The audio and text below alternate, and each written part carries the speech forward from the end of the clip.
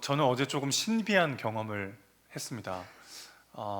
집사님들과 함께 다이소에 가는데 제가 이렇게 필요한 게 있어서 가진 않았고 다른 분들이 이제 뭐를 사려고 하셔서 같이 갔어요. 분명 살 것이 없었고 그래서 그냥 따라 들어갔는데 매장에 입장하자마자 살 것들이 생기기 시작했습니다. 그런 경험 하신 적 있으신가요? 분명 살 것이 없었는데 매장 안에 들어가자마자 살 것이 생기는 신비한 경험을 어제 했어요. 네. 견물생심이라는 말이 괜히 생긴 게 아니겠죠, 그렇죠? 보면 뭔가 갖고 싶은 마음이 생기기도 하는데 어제 어떤 생각이 들었냐면은 인간의 이성이나 감정이라고 하는 것이 무언가를 판단하는 기준이 되기에는 얼마나 부족한 것들인가라는 생각을 새삼 하게 되었어요. 물론 제가 물건을 사지는 않았지만 정말 필요한 것처럼 느껴지는 그 순간 앞에 내 감정과 혹은 내 판단이라고 하는 게 언제나 틀릴 수 있다는 것을 염두에 두고 모든 상황을 바라봐야 되겠다는 생각을 다시 하게 되었습니다. 그때는 이게 정말 맞다고 생각했는데 지나 보니까 그게 맞지 않았다는 것, 우리가 종종 경험할 때도 있죠. 사실 우리가 넘어진 자리에서 다시 일어설 때 가장 큰 장애물은 나 자신일 때가 있습니다. 하나님의 일하심을 신뢰하지 못하고 내 방법이나 내 경험이나 내 상식 안에 머물러 있으려고 하기 때문일 때가 있어요. 혹은 자기 연민이나 자기 합리화에 빠져서 눈앞의 현실을 제대로 바라보지 못할 때도 있는 것이죠. 그러나 한 가지 감사한 사실은 하나님은 우리를 무너진 그 자리에 그냥 내버려 두지 않으신다는 것입니다. 우리가 언제든 다시 일어나 회복할 수 있도록 하나님은 우리에게 빛을 비춰주시고 우리를 붙잡으시고 우리의 삶을 인도하시는 우리 하나님이신 줄로 믿습니다. 찬송가 370장 주 안에 있는 나에게, 그 찬양에 보면 이런 구절이 있어요. 그 두려움이 변하여 내 기도 되었고 전날의 한숨 변하여 내 노래 되었네. 그 두려움이 변하여 내 기도 되었고 전날의 한숨 변하여 내 노래 되었네. 이게 참 신비한 경험이에요, 이게. 왜냐하면 전날까지는 한숨이었는데 오늘은 기쁨의 간증이 될 수 있잖아요. 하나님은 우리의 삶을 그렇게 인도하시는 분이시죠. 그러니 오늘 내가 느끼는 감정과 상황, 그 가운데 내 판단과 내 느낌을 절대화해서 마치 이것이 내 인생을 끝장낼 수 있을 것처럼 결론 내리지 말고 하나님이 내 삶 가운데 어떻게 진리의 빛을 비춰주시고 어떻게 내 삶을 인도하시는지를 귀 기울이는 것, 그것이야말로 진짜 신앙생활이라고 할 수 있겠어요. 그런데 하나님의 일하심이 늘 이렇게 기쁘고 행복하게 받아들여지는 것은 아니더라고요. 왜냐하면 내가 원하는 대로 하나님이 내 삶을 인도하지 않을 때가 많이 있기 때문에 그렇습니다. 하나님이 우리 삶에 개입하시고 인도하실 때 그냥 이렇게 뿅 하고 그냥 우리를 갑자기 바꾸시지는 않으시더라고요. 우리를 인격적으로 그리고 자발적으로 변하도록 하나님은 우리의 삶을 인도해 가십니다. 회복을 위해서 하나님이 비춰주시는 빛을 받을 때, 그래서 우리는 외면하거나 거부하거나 나만의 그늘의 안에 머물고 싶은 마음이 들 때가 있어요. 오늘 본문도 끝까지 자기가 넘어져 있는 이 삶의 과정 가운데, 이 삶의 자리에 끝까지 거기 있으려고 버티는 인간과 끝끝내 그의 삶을 회복시키시는 하나님의 이야기를 담고 있습니다. 이 은혜의 과정들을 오늘 본문을 통해서 천천히 한번 살펴보도록 할게요. 먼저 하나님은 문제 앞에서 우리가 그 문제를 외면하고 미룰 때가 많지만 기어이 우리 삶에 찾아오셔서 그 문제를 직면하게 만드십니다. 우리가 외면하고 미루고 미뤄도 결국 직면할 수밖에 없도록 하나님은 우리 삶을 인도해 가시더라는 거예요.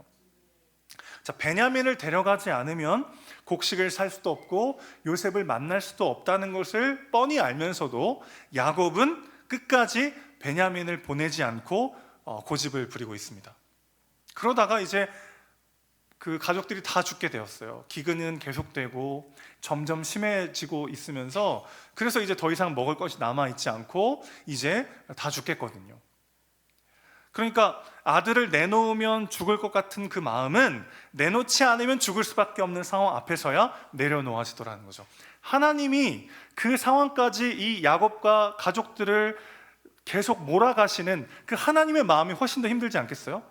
여러분 한번 생각해 보세요. 사랑하는 사람이 힘들어하는 모습을 보는 게 가장 힘든 거 아니겠습니까? 내가 힘든 것도 힘들지만 내가 정말 사랑하는 대상이 너무 힘들어서 정말 죽을 듯 고통스러워하는 모습을 보는 것은 사실 훨씬 더 힘든 일이죠. 하나님은 그 고통을 감내하시면서까지 야곱을 그 상황으로 지금 계속 몰아가시는 거죠.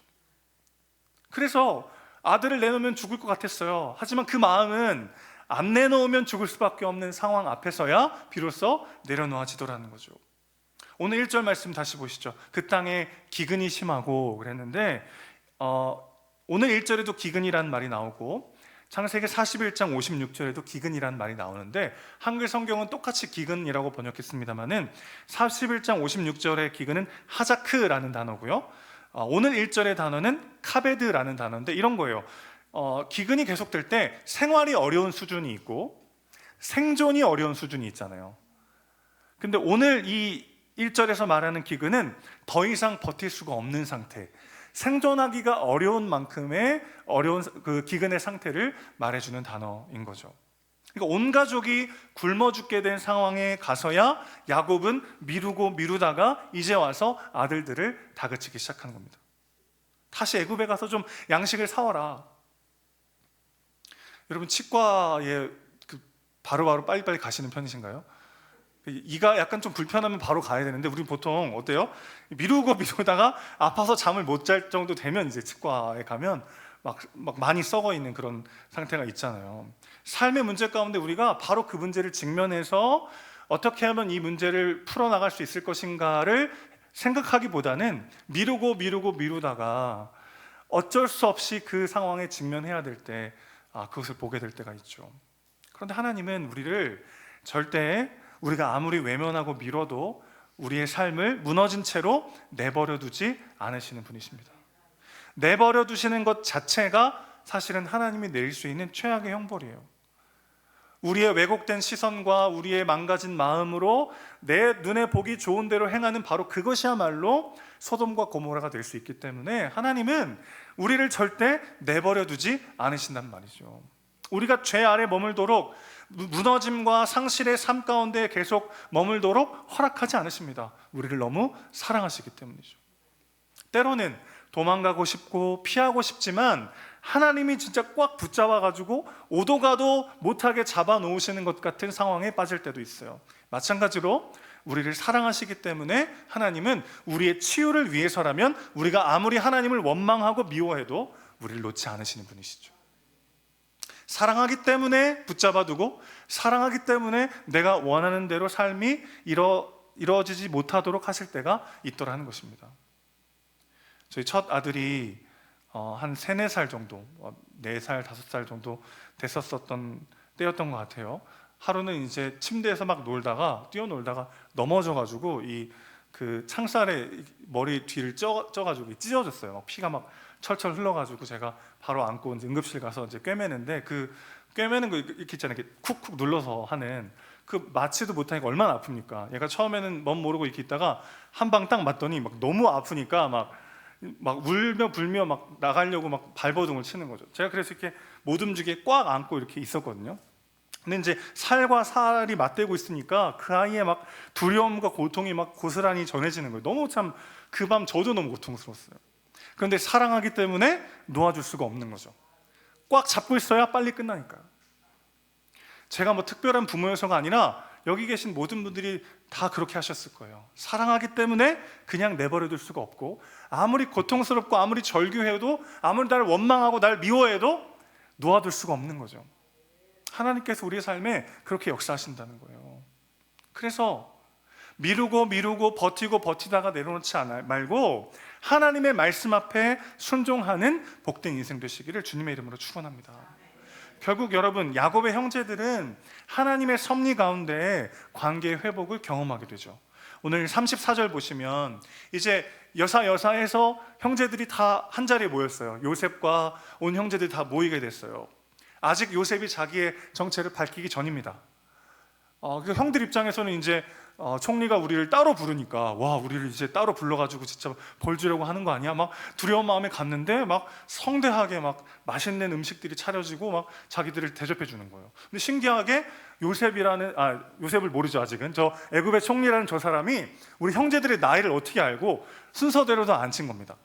게다가 막내 동생 베냐민한테는 음식을 5배나 많이 주는 거예요. 요셉이 왜 그렇게 했을까요? 니네 그동안 나 괴롭혔으니까 한번 당해봐라, 그런 마음으로 베냐민에게만 5배를 줬을까요? 그렇지 않죠. 이제 베냐민에 대한 편애를 형들이 어떻게 해석하고 있는지를 봐야 하는 거죠. 그래야만 사실은 진짜 회복이 되니까. 베냐민을 향한 편애에도 불구하고 형들은 함께 즐거워합니다. 다른 형제들보다 베냐민에게 5배를 줬는데도 그들은 거기에 개의치 않아요. 함께 마시며 요셉과 함께 즐거워하더라 그랬습니다. 기근과 고난의 시간들을 허락하신 이유가 단적으로 드러난 장면이죠. 아버지 야곱은 마침내 베냐민을 내어놓게 되고 형들은 베냐민을 사랑하면서 온전히 하나 되어 회복을 경험하게 되더라는 것입니다. 이 결과를 모르는 야곱은 계속해서 하나님의 인도하심 앞에 직면하려 하질 않는 거예요. 그래서 그가 선택하는 것은 원망과 책임 전가였습니다. 6절 말씀 보실까요? 이스라엘이 이르되 너희가 어찌하여 너에게 또 다른 아우가 있다고 그 사람에게 말하여 나를 괴롭게 하였느냐. 무슨 말이에요? 그 왜 동생 있다고 왜 얘기해가지고 왜 나를 이렇게 힘들게 하냐, 이렇게 원망하고 있는 거죠. 하지만 여러분 생각해 보세요. 사실 이 모든 위기의 근본적인 원인은 누구에게 있습니까? 야곱 자신에게 있죠. 그가 편애하면서 요셉만을 사랑한 결과에 의해서 이 모든 것들이 사실은 시작되지 않았습니까? 그러나 지금 야곱은 자신으로부터 그 모든 문제가 시작됐다는 것을 직면하지도 않고 그것을 받아들일 용기도 없기 때문에 결국 다른 누군가를 원망하는 방식으로 여전히 그 자리에 머물러 있는 거죠. 여기에 대한 아들들의 답변은 너무 명확합니다. 7절 보세요. 한마디로 이거예요. 우리가 그럴 줄 어찌 알았습니까? 아니, 그렇게 될 줄 누가 알겠어요? 그렇게 아버지에게 지금 호소하고 있는 거죠. 사실 야곱의 아들들이 가족에 대해서 말을 했기 때문에 진정한 관계 회복이 가능했고 모두가 살게 된 거죠. 여러분, 하나님은 우연히 벌어진 일들, 사소해 보이는 일상들 하나하나를 모두 사용하셔서 합력하여 선을 이루실 수 있을 만큼 전능한 분이신 줄로 믿습니다. 믿으십니까? 그걸 정말 내가 믿는다면 우리 안에 사라져야 될 것이 있어요. 그게 바로 원망입니다. 원망. 그런 하나님을 우리가 정말 신뢰한다면 내가 지금 누군가를 원망하는 방식으로 내 삶을 지키려 하지 않아도, 내 책임이 아니고 그 사람을 원망하는 방식으로 나를 보호하려 하지 않아도 하나님은 그 모든 것들을 사용하셔서 내 삶을 인도하신다라고 하는 그 믿음이 있을 때 우리는 담대히 오늘의 문제에 직면할 수 있게 되는 거죠. 후회와 아쉬움이 남는 과거의 시간조차도 하나님이 허락하셨다면 하나님은 그 모든 것들을 사용하셔서 우리 삶에 복이 되게 하실 줄로 믿습니다. 여러분, 원망은 아무런 도움이 되지 않아요. 문제를 직면하지 않고 외면하는 또 다른 모습일 뿐입니다. 반대로 말해볼까요? 누군가가 나를 막 원망해요. 그 원망 그대로 들으면 얼마나 마음이 상처가 돼요, 그렇죠? 그런데 그 원망은 사실 뭡니까? 그 존재의 절규죠. 내 삶을 나의 힘으로 어찌할 수 없는 망가지고 깨진 연약한 영혼의 마지막 절규요. 그러니 원망을 들을 때 여러분, 나에 대한 것으로 듣지 마시고 그에 대한 것으로 들으셔야 합니다. 그가 이제 갈 곳이 없는 거죠. 그가 이제 의지할 곳이 없는 거죠. 원망하지 않고는 내 삶을 지킬 수 없는 거예요. 그 연약한 존재의 절규라는 것을 기억하십시오. 그리고 때로는 남을 원망하기도 하고 나를 원망하기도 합니다. 그러나 기억하셔야 합니다. 누군가를 비난하고 원망하는 방식으로는 아무 일도 해결되지 않아요. 하나님은 내 후회와 아쉬움이 남는 그 모든 과거의 시간들을 사용하셔서 우리 삶을 회복시키시는 분이신 줄로 믿습니다. 그 하나님을 신뢰할 때 우리는 원망과 미루기를 내려놓고 하나님의 일하심 앞으로 담대히 나아갈 수 있게 되는 것이죠. 자, 이렇게 이러지도 저러지도 못하는 상황 속에 유다가 나서기 시작합니다. 그가 아버지에게 호소하는 거예요. 베냐민을 데려가게 해주십시오. 우리가 꼭 다시 돌아오겠습니다.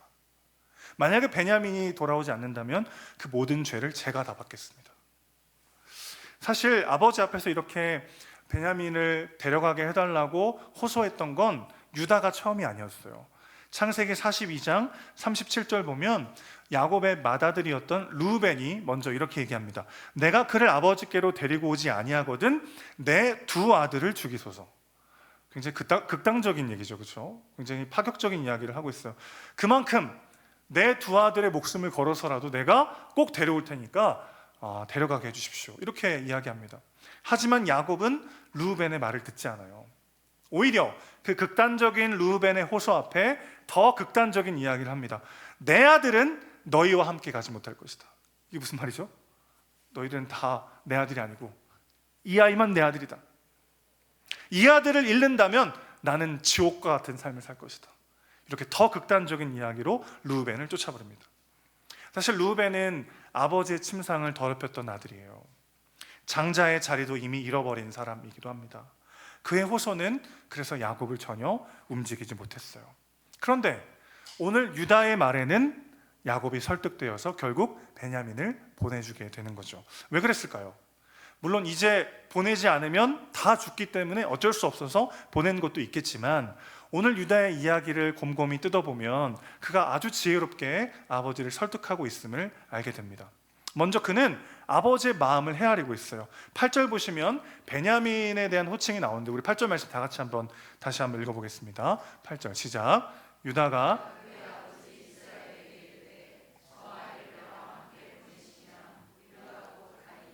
그러면 우리와 아버지와 어린 아이들이 다 살고 죽지 아니하리이다. 지금 유다가 어떤 호칭을 쓰고 있냐면 저 아이를 보내주시면 우리 아이들이 다 죽지 않을 겁니다. 이렇게 이야기하고 있어요. 저 아이라고 하는 호칭은 굉장히 민망한 호칭입니다. 왜냐하면 이때 지칭하는 저 아이는 베냐민을 지칭하잖아요. 베냐민은 나이가 좋게 20살은 넘었을 때이거든요. 아이라고 표현하기는 굉장히 이제 다 커버린 아들을 향해서 아이라고 표현하면서 그 아이를 보내주시면 우리 모든 아이들이 살 겁니다. 이렇게 얘기한 거거든요. 사실 그가 지금 유다가 어떤 이야기를 하고 있는 겁니까? 아버지가 얼마나 애타게 이 막내 아들을 지키고 싶어 하는지를 공감하면서 그 아버지에게 얘기하고 있는 거죠. 왜 이게 가능했을까요? 사실 유다도 아들을 잃어본 적이 있어요. 그 첫째 아들 엘이라고 하는 아들이 있었습니다. 근데 그가 하나님 보시기에 악을 행하다가 그만 죽고 말아요. 그런데 고대 시대에는 형사취수 제도라는 게 있습니다. 이게 뭐냐면 형이 상속자를 남기지 못하고 죽게 되면 그 과부가 된 형수는 이제 생존의 길이 막막해지는 겁니다. 고대 사회에는 여성 스스로 이제 돈을 벌 수 있는 상황이 못 되기 때문에 아버지에게 속하거나 남편에게 속해야만 계속 생존할 수 있었던 시대였죠. 그러니까 형이 상속자 없이 죽게 되면 과부가 된 형수가 죽을 수밖에 없는 상황인 거예요. 그래서 율법에는 동생이 형수를 취해서 아들을 낳아 형의 이름을 이어가도록 형사취수 제도라는 일종의 사회보장 제도가 있었습니다. 오늘의 문화로 읽으면 되게 이상한 상황인데 고대 사회의 맥락을 생각해 보면 아주 합리적인 사회보장 제도라고 할 수 있겠어요. 그런데 이 둘째 아들 오난이라는 아들이 이 형사취수 제도를 거부하다가 그 또한 죽임을 당하게 됩니다.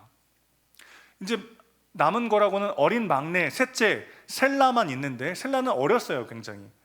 그래서 이제 장성한 후에 다말에게 장가 보내겠다고 이야기하면서 며느리였던 아까 엘의 첫째 아들 엘의 아내였던 다말을 잠시 좀 다른 곳으로 보내요. 그런데 셀라가 장성한 후에도 결혼을 시키지 않는 겁니다. 아마 이런 마음이었겠죠. 이 두 아들을 잃은 것이 다 며느리 때문이다 라고 하는 마음이 있었을 거예요. 그도 고통 가운데 엉뚱한 사람을 원망해 본 적이 있는 거예요. 그러니까 그리고 지금 야곱처럼 유다도 아들들을 잃어본 경험이 있는 거죠. 그런 마음으로 지금 이야기하는 거예요. 아버지가 베냐민을 얼마나 아끼고 사랑하는지가 이해가 되는 거예요. 그러니까 저 아이를 보내시면 우리 아이들이 다 죽지 않고 살게 될 것입니다. 이렇게 호소하고 있는 거죠. 막내는 커도 아이처럼 느껴지잖아요, 그렇죠? 막내는 키가 180이 돼도 귀엽다, 뭐 그런 얘기가 있고, 할아버지가 돼도 아마 막내는 그러면 부모님이 안 살아계실 것 같기도 한데, 아무튼 막내 베냐민을 향한 야곱의 사랑을 유다가 누구보다도 잘 알고 있는 거죠. 어릴 때는 편애하는 아버지가 그냥 한없이 원망스러웠는데 자기가 아버지가 되고 보니까 그 마음이 뭔지를 알겠는 거예요. 비슷한 일을 겪은 사람이기 때문에 보이는 것이 있습니다. 여러분, 이게 얼마나 놀라운 일입니까? 유다의 지난날의 상처와 아픔을 하나님이 오늘 이렇게 사용하고 계신 거죠. 그의 아픔으로 인해서, 그의 상실로 인해서 이제 가족 모두가 기근에서 구원받게 되는 거죠. 그러면서 유다는 이렇게 말해요. 지체하지 않았으면 2번이나 갔다 왔을 겁니다. 이게 무슨 말이죠? 왜 이렇게 시간을 끌어가지고 우리를 힘들게 합니까? 이런 뜻이 아니고 지금 무슨 얘기를 하고 있는 거냐면, 아버지, 이거 아무것도 아니에요. 금방 끝나요. 우리가 이 시간 동안 갔다 왔다면 2번이나 왔다 갔다 할 수 있을 만큼 정말 가볍고 금방 끝나는 일이에요.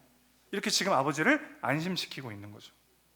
유다는 지금 나만의 기준으로 보고 너무 크게 느껴졌던 일, 내 감정에 빠져서 너무 무겁게 느껴졌던 일을 사실 그대로 바라볼 수 있도록 아버지를 안심시키고 있는 거죠. 여러분, 우리가 문제를 외면하다가 더 이상 피할 수가 없어서 직면하게 되면 막상 그 문제가 너무 크게 보일 때가 있어요. 그래서 올지 안 올지도 모르는 미래 일까지 다 끌어다가 걱정하고 염려할 때가 참 많이 있는 거죠. 내일 일은 내일 염려하라고 하나님 하셨는데 우리는 그 내일의 일까지 미리 당겨가지고 훨씬 더 문제를 크게 여기면서 그 문제에 눌려 있을 때가 많은 거죠. 그런데 지금 유다가 어떻게 호소하고 있는 거예요? 오늘 당면한 그 문제 자체만 바라보도록, 그 문제 자체만 보도록 아버지를 설득하고 있는 거죠. 여러분, 우리가 하나님께 주님, 진리의 빛으로 나의 삶을 비춰주십시오 기도해야 되는 이유가 여기 있습니다. 내 경험, 내 잣대, 내 기준, 내 감정으로 보지 않고 진리의 빛으로 나와 내 현실을 바라보아야만 문제 그 자체를 보게 되는 거죠. 그렇지 않으면 우리는 과거의 나의 실패와 넘어짐 때문에 있는 죄책감이 더해지고 아직 오지도 않았던 미래의 염려가 더해져서 실제 그 문제보다 어마어마하게 커진 문제 앞에 눌려있는 것 같은 그런 착각에 빠질 때가 있는 거죠. 그것들을 걷어내고 이거 정말 가벼운 일이고 지금 갔다 오면 2번 갔다 올 수 있는 이 기간이다, 가벼운 일이다라고 호소하고 있는 것입니다. 그러면서 마지막 이 2가지 이야기를 하는 그 가운데 유다가 이렇게 얘기하죠. 자기 자신을 담보로 내놓고 있습니다. 9절 보실까요? 제가 그를 위하여 담보가 되겠습니다. 만일 그를 데려오지 못한다면 제가 평생 그 죄를 지겠습니다. 여러분, 현실을 직면하는 것은 대가가 필요합니다. 그리고 기꺼이 대가를 지불하려 하는 사람이 있을 때 우리는 앞으로 나아갈 수 있게 되는 거죠. 결국 이 유다의 자기를 내어주는, 대가를 지불하겠다고 하는 이 이야기와 함께 야곱은 베냐민을 내어주죠. 오늘 이 이야기가 우리에게 어떤 의미가 있을까요? 우리도 우리의 문제 가운데 빠져서 미루다 더 커져버린 어려움 때문에 낙심할 때가 있습니다. 또 끊임없이 누군가를 원망하고 비난하다가, 혹은 나 자신을 비난하고 원망하다가 문제가 한없이 더 커져버리고 그 문제 자체에 눌려 하나님을 보지 못할 때도 있죠. 유다가 이야기했던 이 지혜로운 말을 통해 야곱이 설득되었던 이 스토리가 가리키는 사건이 있습니다. 유다의 후손으로 오신 예수님께서 오늘 우리에게 똑같이 우리를 설득하시고 우리에게 빛을 비춰주시고 우리의 삶을 인도하십니다. 여러분, 예수님은 우리의 모든 고통에 공감하십니다. 왜 그런 줄 아십니까? 그분도 직접 그 모든 고통을 겪어보셨기 때문이에요. 유다가 자기가 겪었던 일이기 때문에 누구보다 아버지의 마음을 헤아려서 아버지를 비난하거나 원망하지 않고 아버지의 마음을 헤아리며 아버지에게 이야기할 수 있었듯이 우리 예수님은요, 연약한 육신의 몸을 입고 이 땅에 오셨어요. 그냥 신으로서 우리를 불쌍히 여기시고 참 안 됐다 여기시는 게 아니라 육신의 몸을 입고 이 땅에 오셔서 우리가 겪을 수 있는 모든 인생의 여정과 고통을 직접 경험하신 분이란 말이죠. 그래서 그분은 우리를 원망하지 않으십니다. 우리를 비난하지 않으십니다. 내가 어떤 나만의 고통과 염려로 남을 원망하고 나를 비난할 때도 우리 주님은 우리를 비난하지 않으세요. 그분 다 알고 계시기 때문에, 그분 이미 경험하셨기 때문에요. 그래서 여러분, 주님 앞에는 솔직해도 되는 거죠. 주님 앞에서까지 감추고 괜찮은 척 할 필요가 없어요. 그분께 여러분의 마음을 다 토해놓으셔야 합니다. 아무도 나를 원망하지 않는, 아무도 나를 비난하지 않는 상대, 우리 주님밖에 없습니다. 그분께서 우리의 마음을 공감하시고 우리 모든 기도를 들어주시는 분이시죠. 그렇게 주님 앞에 내 마음을 다 토해놓으면 어떤 일이 벌어지죠? 문제가 너무 크게 느껴져서 보이지 않았던 피할 길이 비로소 보이기 시작하실 것입니다. 우리 주님께서 우리에게 이렇게 말씀하세요. 내가 곧 길이요 진리요 생명이다. 이게 무슨 뜻이죠? 우리가 주님 앞에 호소하고 토해놓고 나의 마음을 쏟아놓을 때 내 감정 때문에 보이지 않았던, 과거의 나의 죄책감과 미래에 대한 염려 때문에 막혀있던, 혹은 나만의 이성과 나만의 경험 때문에 나만의 잣대와 기준에 갇혀서 바라보지 못했던 하나님이 이미 예비하신 그 생명의 길이 보이기 시작하는 거죠. 지체하지 않았으면 2번이나 갔다 왔을 것입니다 하는 그 유다의 말처럼 우리 주님 우리에게 오셔서 내가 진짜 붙잡아야 되는 것이 무엇인지, 내가 진짜 어디로 나아가야 하는지를 끊임없이 말씀해 주실 것입니다. 우리가 알아들을 수 있는 수준으로요, 우리가 알아들을 수 있는 언어로요, 우리가 그분 앞에 솔직할 때 그분이 우리에게 솔직하게 생명의 길을 말씀해 주실 것입니다. 그리고 유다는 자신의 목숨을 담보로 내놓았지만 실제로 죽진 않았어요.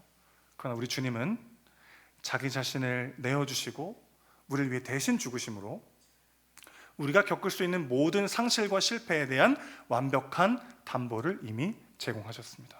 이게 어떤 뜻이죠? 우리의 모든 좌절과 실패와 넘어짐도 다시 재기할 수 없을 만큼의 실패가 되지 못한다는 뜻입니다.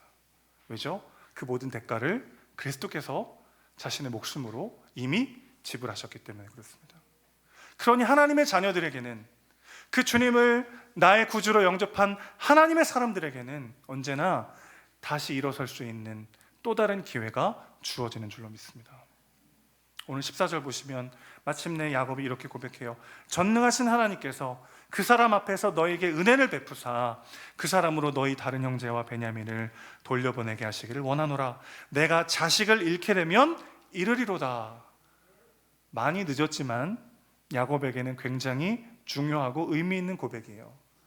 내가 베냐민을 잃으면 이르리로다. 전에는 어떻게 고백했죠? 내가 베냐민을 잃으면 나는 끝장이야. 베냐민을 잃는다면 내 삶은 지옥이야. 그렇게 얘기했던 야곱이 잃으면 이르리로다 라고 고백하게 됩니다. 마침내. 왜죠? 그 모든 것이 내 삶을 끝장낼 수 없음을 그는 믿기 시작하는 거예요. 그리스도께서 자신의 전 생명과 존재를 쏟아 우리를 사셨습니다. 우리의 생명이 그분 안에 있습니다. 우리의 실패, 상처, 넘어짐, 그 어떤 절망과 고난도 우리를 향한 하나님의 사랑에서 우리를 끊어낼 수 없습니다. 이르면 이르리로다. 이 문제가 해결되어야만 내가 행복해지는 게 아니고, 이 기도의 제목이 이루어져야만 내 삶이 의미 있는 게 아니고, 있는 모습 그대로 내 삶을 받으시고 그 삶을 사용하시고 사랑하시며 완성하시는 그분의 은혜 안에, 거기에 진짜 우리가 있습니다. 주님이 주신 진리의 빛으로 나를, 너를, 그리고 세상을 바라보는 우리 모두가 되시기를 주님의 이름으로 축원합니다.